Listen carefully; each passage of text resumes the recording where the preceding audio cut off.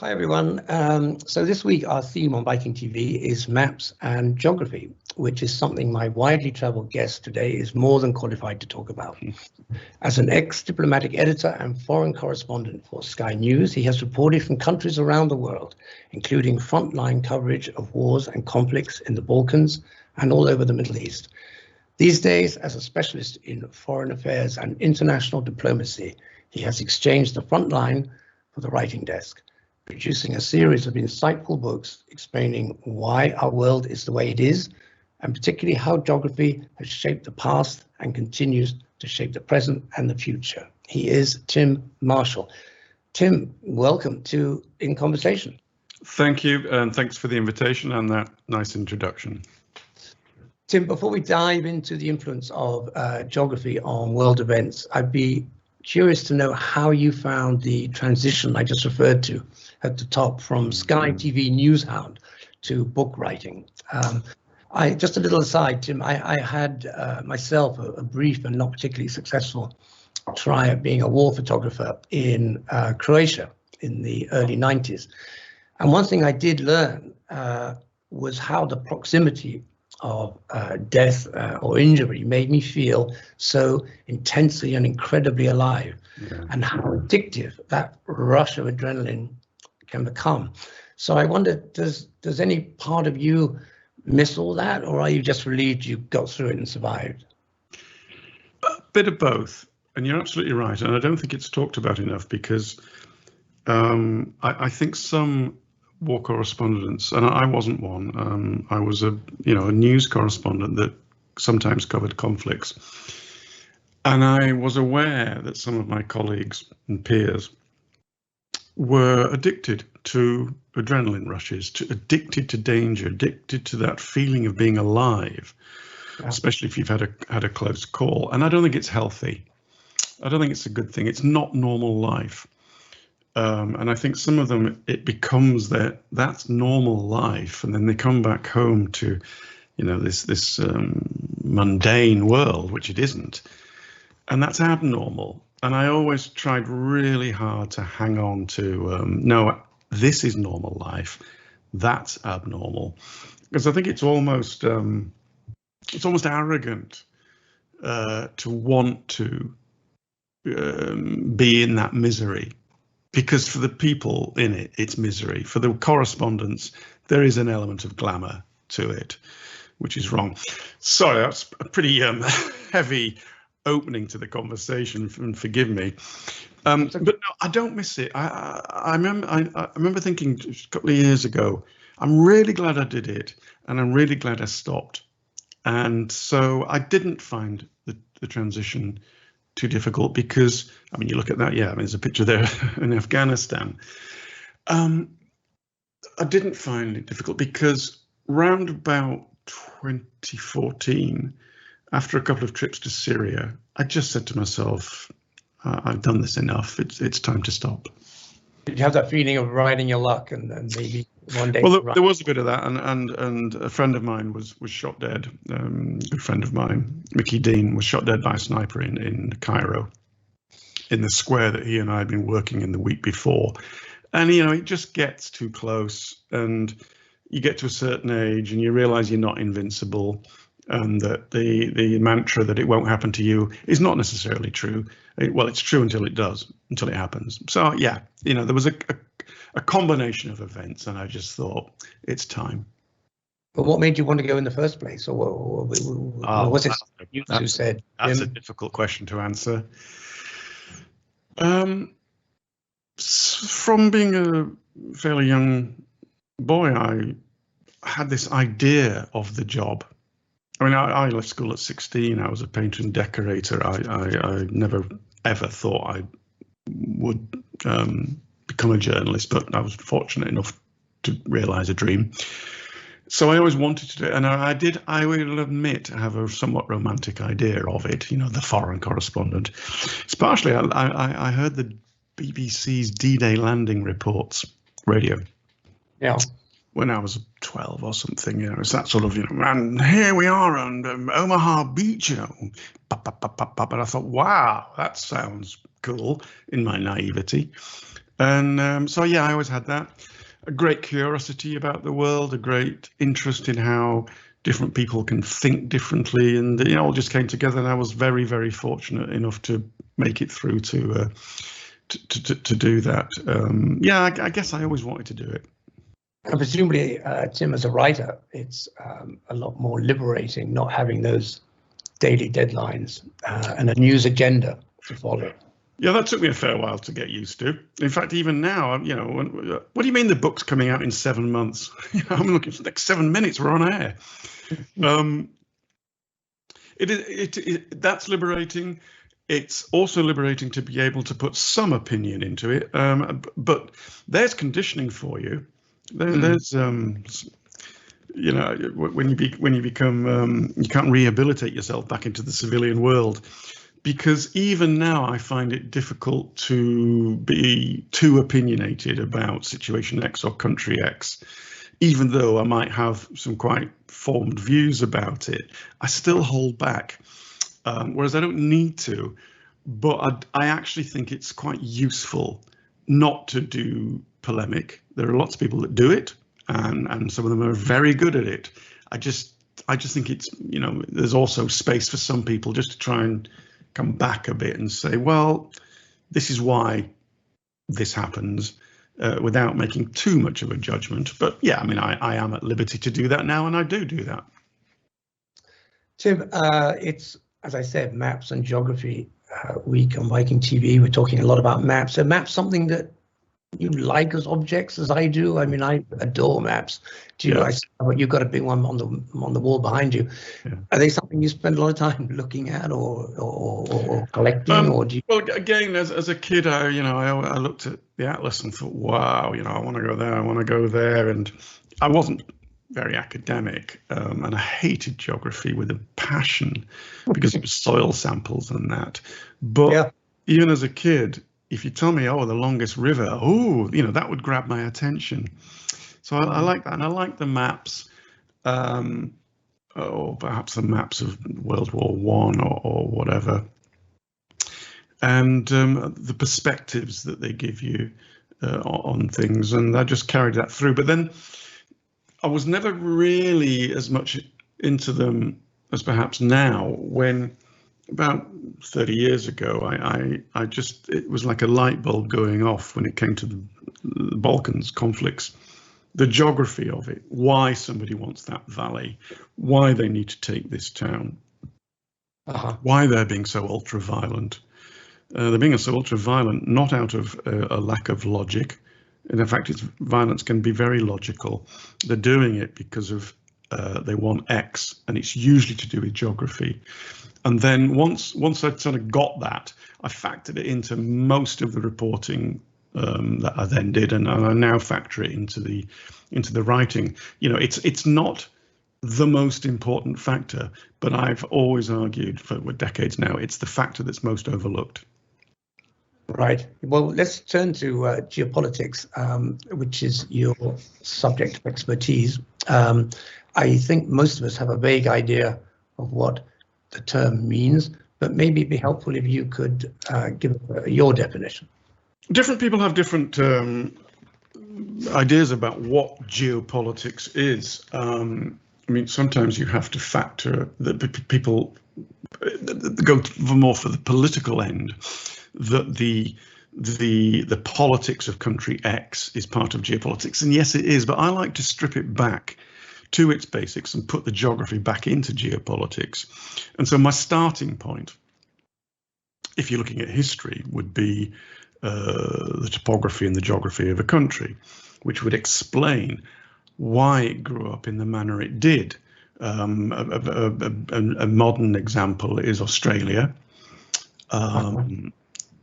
85% of its population live in that arc on that coast, coming down from Brisbane through Sydney, Melbourne, 85%.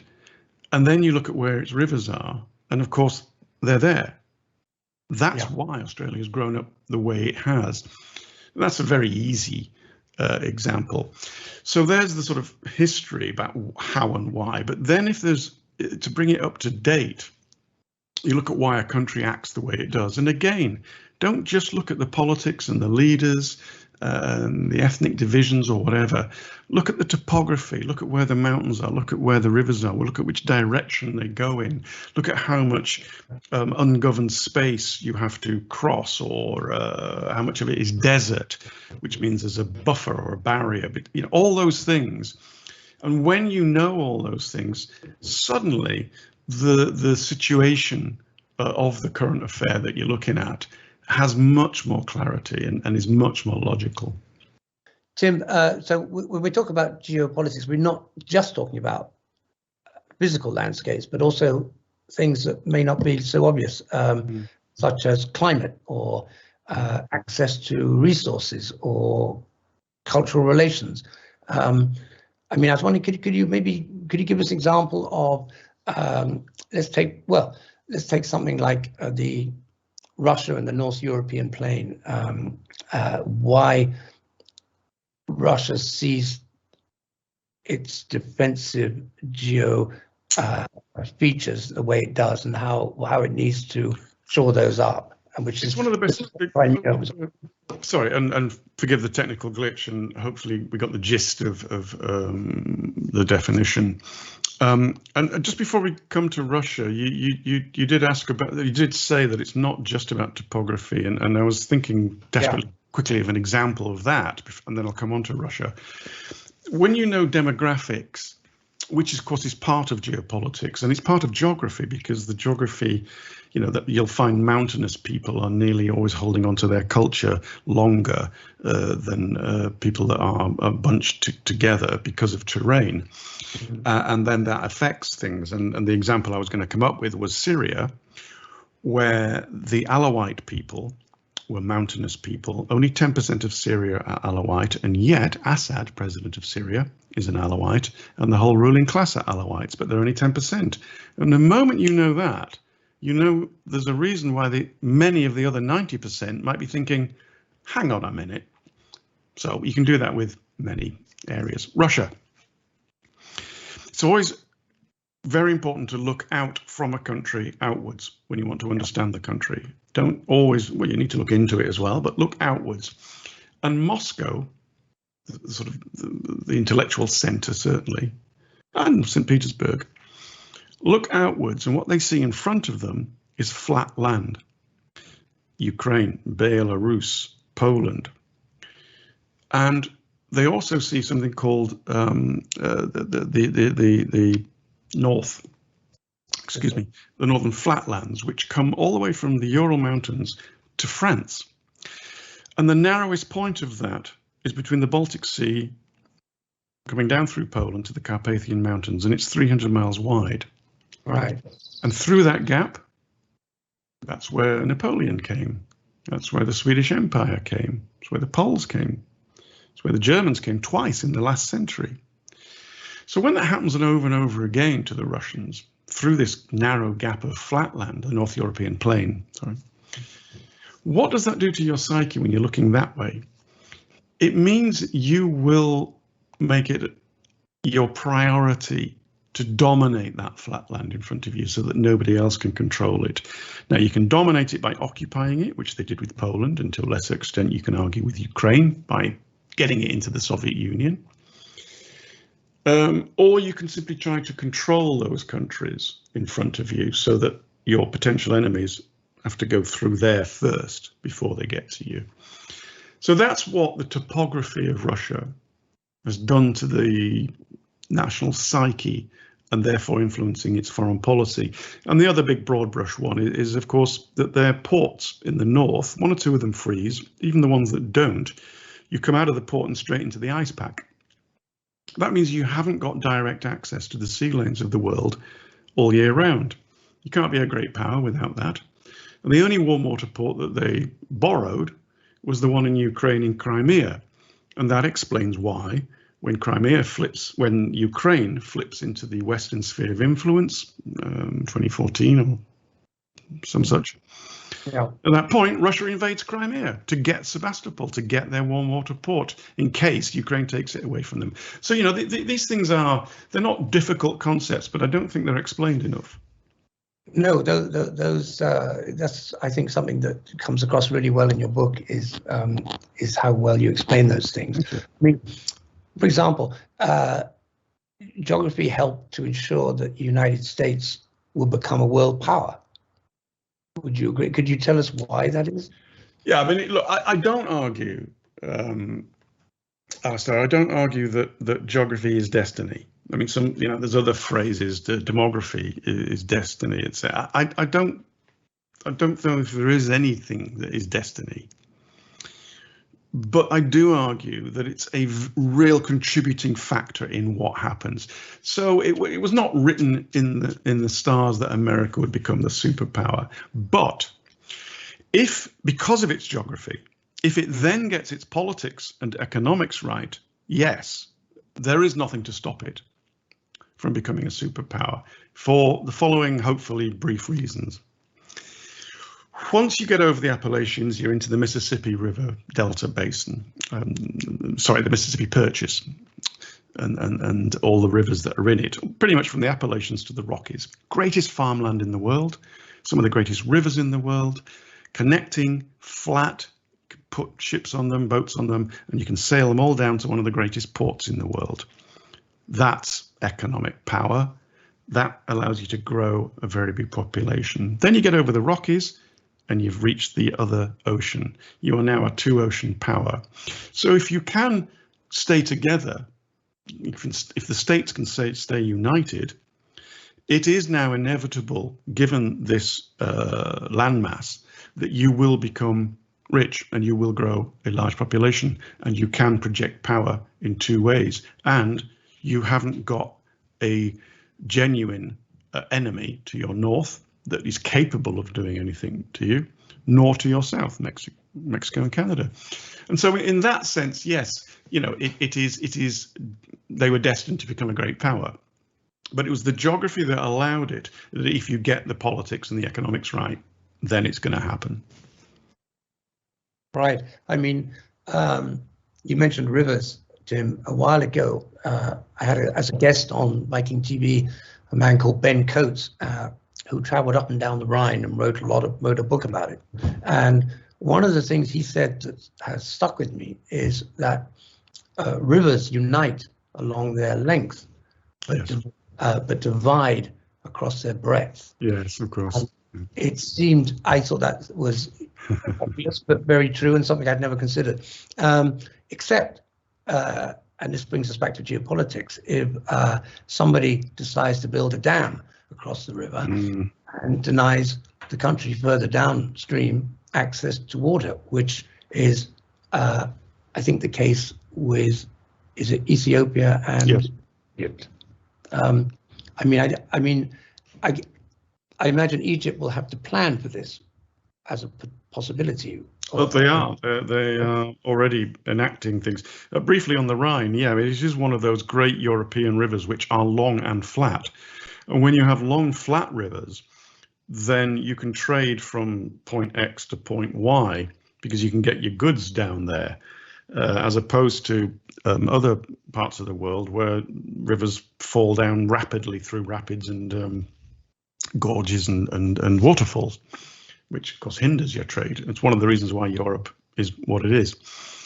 Ethiopia, the Blue Nile, which comes out of the highlands of Ethiopia, was one of those rivers that tumbles down. And so it's okay for a bit of fishing, okay for fresh water, fantastic. But for trade, absolutely useless. But they've now harnessed it by building the Grand Renaissance Dam, which the hydroelectric power, they say, will feed every single house in Ethiopia with free electricity, which will transform people's millions. I mean, there's 110 million Ethiopians going to transform their lives. But you mentioned Egypt. Sorry, Alastair. Yeah, down the Nile, after the Blue and the White Nile merge in Sudan and then goes on into Ethiopia, into Egypt. Well, now, for the first time in history, a foreign power has its hand on that tap and theoretically can turn that tap off, and no water, no Nile, no Egypt, another country with 100 million odd people, I mean, really, it is an existential matter for Egypt. Now, Ethiopia is not going to be stupid enough to turn the tap off because they know it's would be considered an act of war. Mm. So Egypt has this real problem. Do they, and they've already drawn the plans up to bomb the dam. I'm not sure they can, but they've drawn up the plans to try. Doesn't mean they will. They don't want another power to do that. So they want guarantees in writing, in treaties, that they will be supplied with X volume of water. And if they can get it, and if they can get a guarantor, maybe in the States, that will restrain them. If they don't, they will be very tempted to take military action to ensure that they get water. As I said, existential matter for them. Ethiopia is saying don't worry, but they're saying that now. Climate change, periodic droughts, enmity. You know, Egypt cannot count on having that water. It has to do something to try and make sure it gets it. And hopefully that something is something short of conflict. Because you can turn taps on and off, but you can also turn them slightly off. Yes. Yes. I mean, it gives a lot of leverage, doesn't it? If you're controlling something as vital. Yeah. How much off is an act of war, and how much off is just making them really angry, but not angry enough? Yeah. And you know, again, I'm not saying that the Ethiopian government, you know, goes to bed every night thinking, how can we do this? Right. But the Egyptian government goes to bed every night thinking they might. Yeah, which is what they have to plan for. Yeah. Tim, the book you wrote, Prisoners of Geography, right there, well thumbed, did incredibly well and became a bestseller. Did that surprise you? I mean, do you think it's because we're living in an age of uncertainty and people are looking for ways to make sense of it? Yeah. I think it's two things. One, forgive me, I boast a little. Go ahead. That's okay. Although they are connected. Well, okay. The first one is that I do think that in this very fluid time, post-Cold War, when the old certainties disappeared, and a very confusing time where all sorts of things are changing and swinging. I mean, for example, India and the USA were quite hostile to each other, and the USA and Pakistan were quite friendly. And now it's flipped completely around, and India and USA are drawing. So all those sorts of things that are meandering around, I think, are confusing. And so I think people want context. And this is the bit where I can now boast.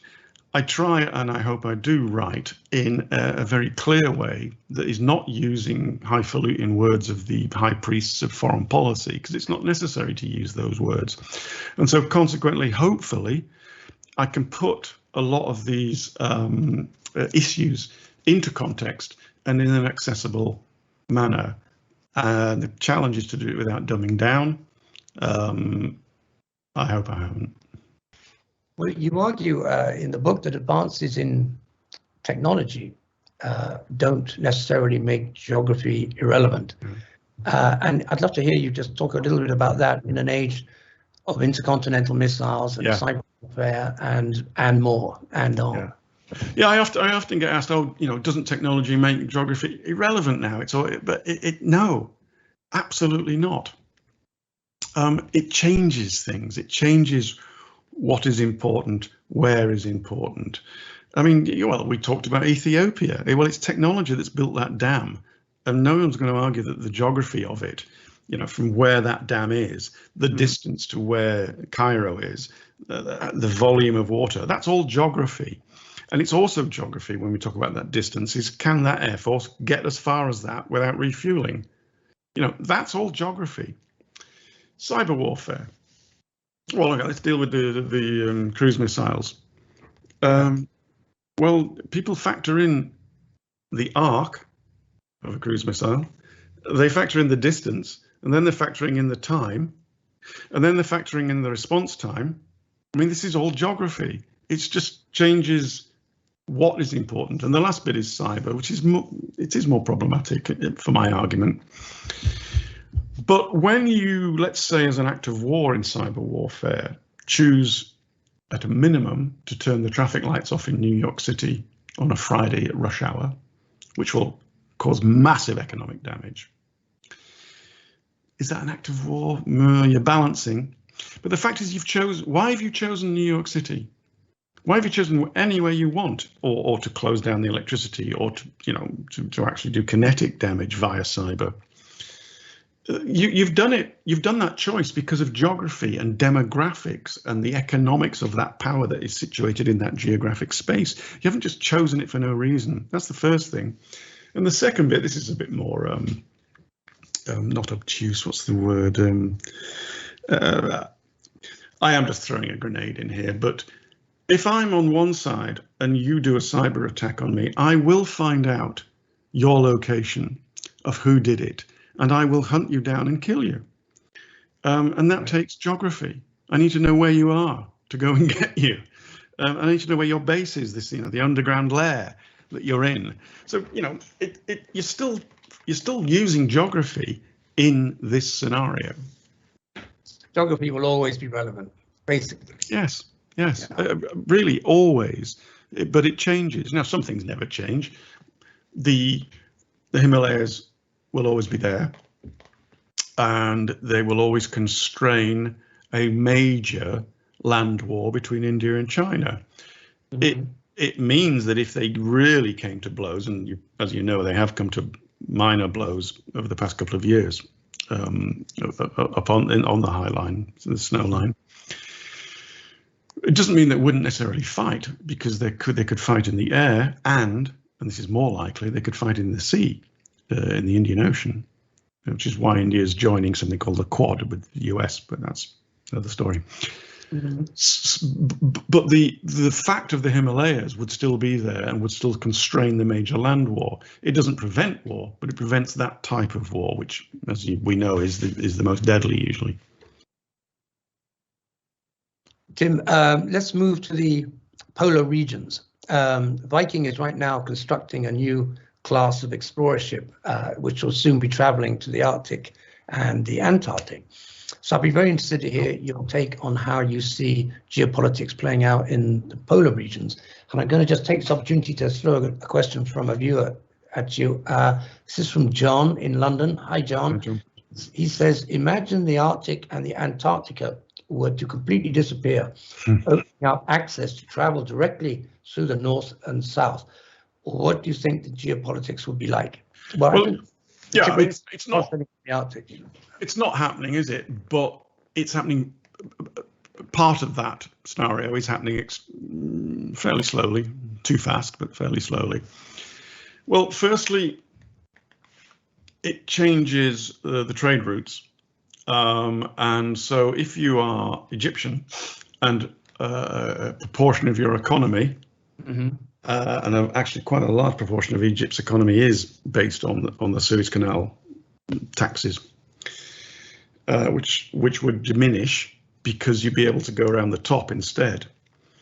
That would really affect Egypt. Who would be in the best position to benefit from that? Russia, because the ships would make stops in their ports and they can charge docking fees and etc. Mm-hmm. They are better placed as well because as the Arctic melts, they have far more icebreakers than anybody else, and so are able to push through and to get to the oil and gas that's down there, because we are weaning ourselves off it, but it is going to take decades, and in those decades, any country that finds this stuff will go and get it out, even if it is going to despoil. It would also, and this is what I read from the climate change experts, of which I'm not, because of the accelerated traffic that is now moving across these regions, the pollution that they pump out then lands on the pristine white up there, discolors it, and therefore that the sun's rays are not reflected back as much, and therefore it accelerates climate change. So, it's entirely negative for most people and countries, but the Russians are much the best placed country to benefit from it, and they have a much bigger Arctic warfare capability than anybody.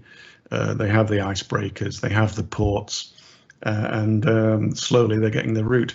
I mean, the cruise ships on the plus side, you can go, you can operate up there further more often. And tourism has its, of course, its plus points.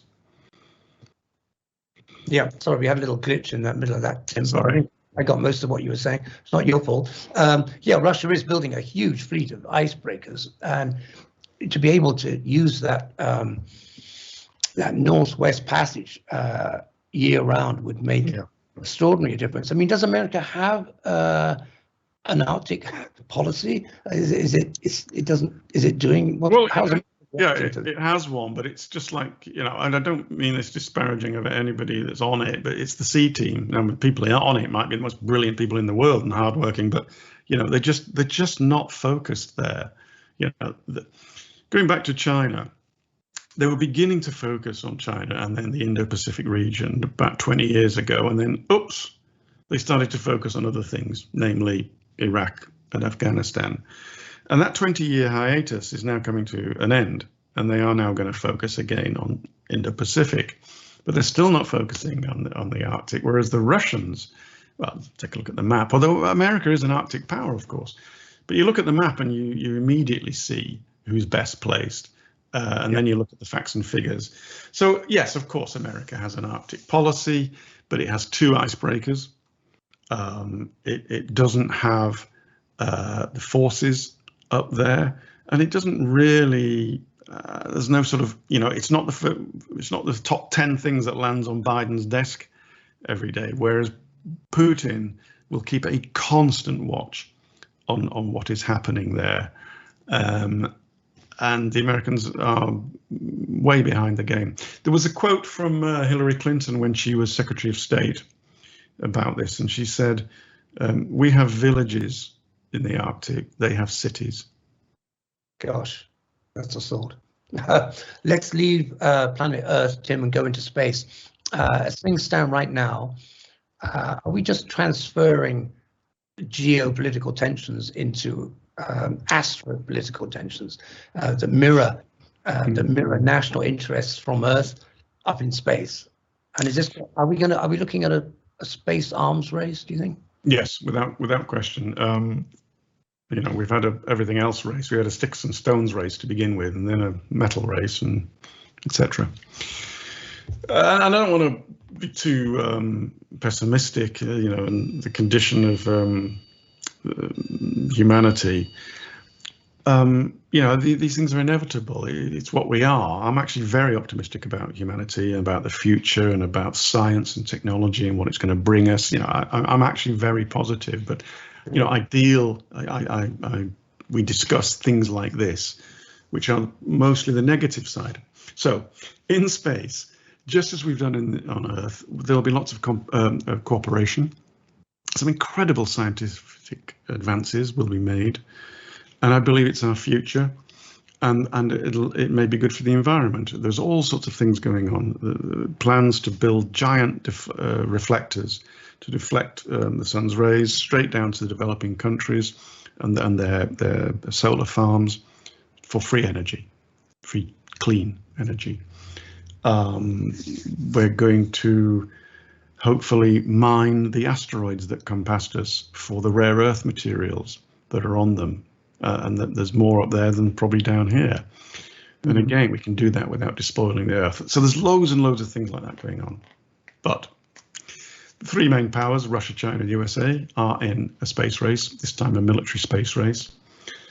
The best example is the satellite belt, low Earth orbit. It's where you park your satellites, it's where you look down at the Earth. And since we stopped being hunter-gatherers, we have sought the high ground. We still seek the high ground.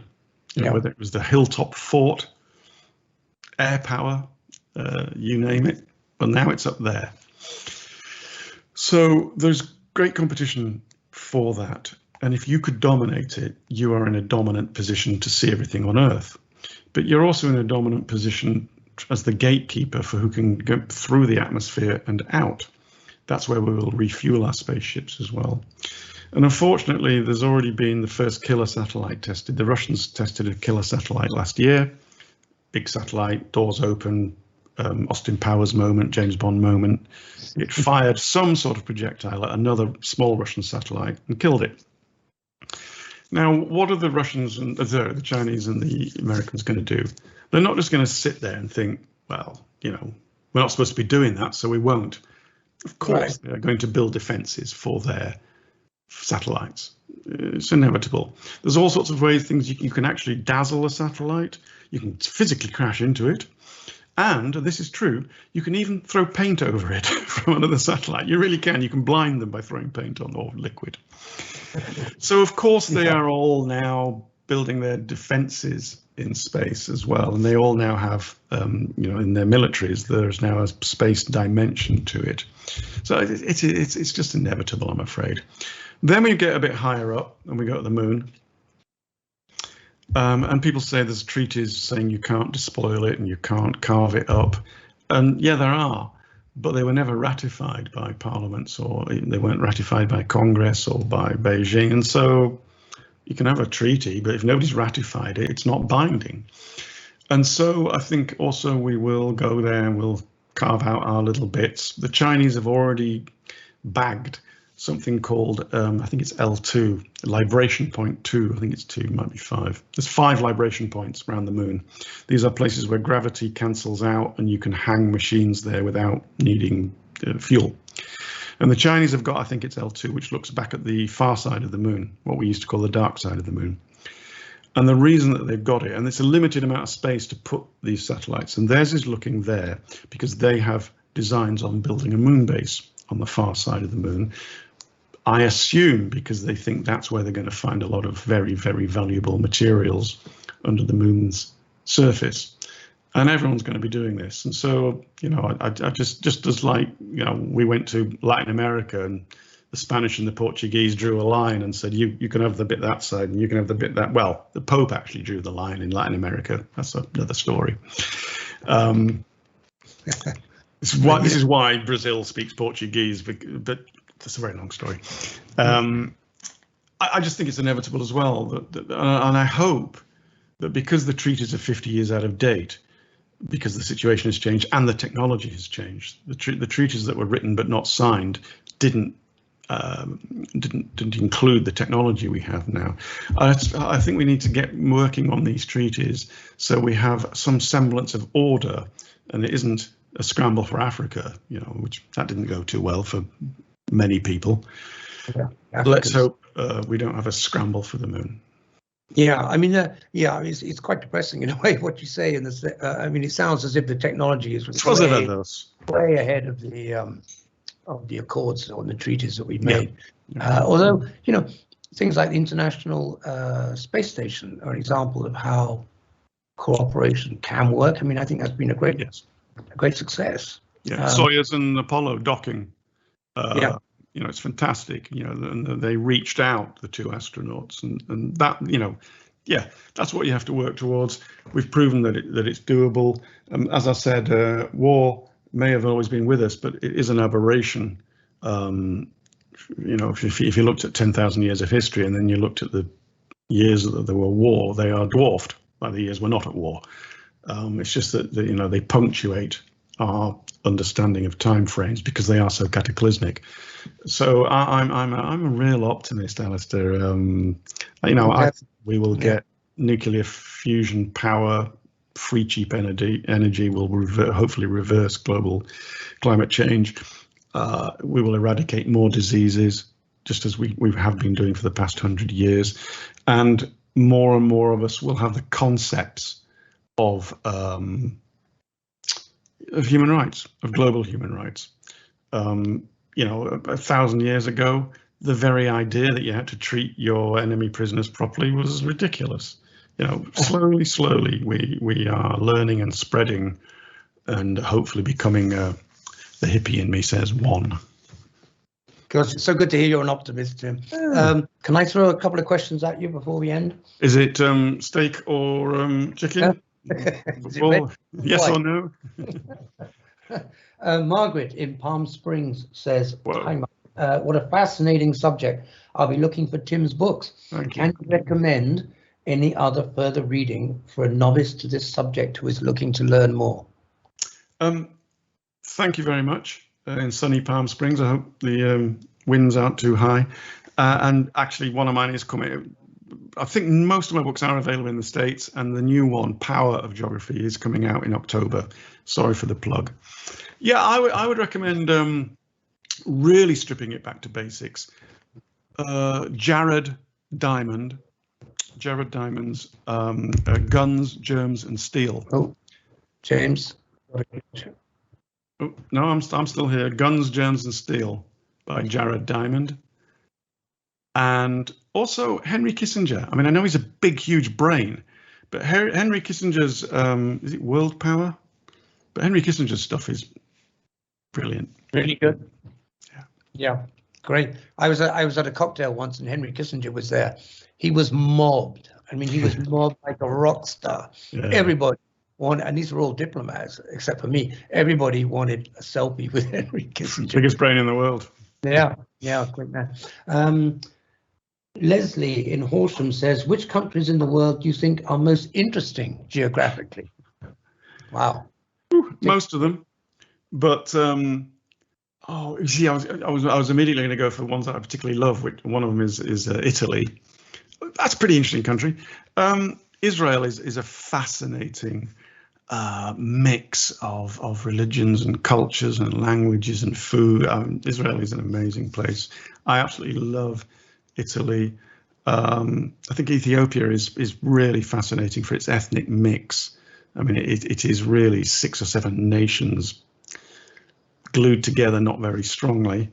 Yeah. I have a map in front of me. Hold on. I'm afraid my first answer is true. All of them.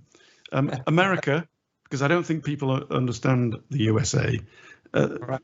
They don't understand that it's the United States. They think it's America. You know, the ins and outs of the different states are endlessly fascinating. I guess all of them. All of them. Yeah, all of them. Okay. Jean in St. Louis. Sorry if I mispronounced your name, Jean. Says, do you have a cartography degree? No, I was invited to leave school when I was 16. Deputy headmaster called my mother and me, and he said, Mrs. Marshall, we think it would be beneficial for the school and indeed for Tim if he didn't come back next term. So I'm afraid I don't have a degree in cartography. I'd like one. Last question, Tim, for you. Then I'm going to let you go and order from the menu. Well, I don't know if you heard the doorbell, but it came 5 minutes ago. I wasn't letting it call. Tammy in Lancaster, in CA, California, says, hi, what are you working on at the moment? And do you have a new book planned? Well, thank you, Tammy. I'm working on my appetite. My new book comes out in the States, October. At the moment, I'm doing a fair bit of just writing short pieces for media, and I'm percolating a couple of ideas for a book. Now, I'll either never write another one because I just won't wake up one morning and go bing, or one morning, one of these two ideas, I'll just go bing. That's how to do it. That's the structure. That's what I want to say. And if I can just get the title, things flow from there. Hardest thing I found about writing books is structure. You know, how do you, you've got this huge subject. How do you structure it and follow it through, and so it's not just a mess? Once the structure comes, the words come. But at the moment, I don't have words or structure. And how to make it digestible? Yeah. They're complicated subjects. Yeah. It'll come, maybe. And if it doesn't, hey, there's an old saying. Everyone's got a book in them, and I've got a saying. My book's out. So if I don't write another one, that's okay. Tim, let's leave it at that. You've been great, really. Thank you. Thank you very much for your hospitality. For all evening. It's been just great. Thank you so much for joining us, and we wish you well. Take care and enjoy looking for that idea for the next book. Thank you. Bye-bye. There we go. Wow, food for thought. Yeah, and I have to say the book.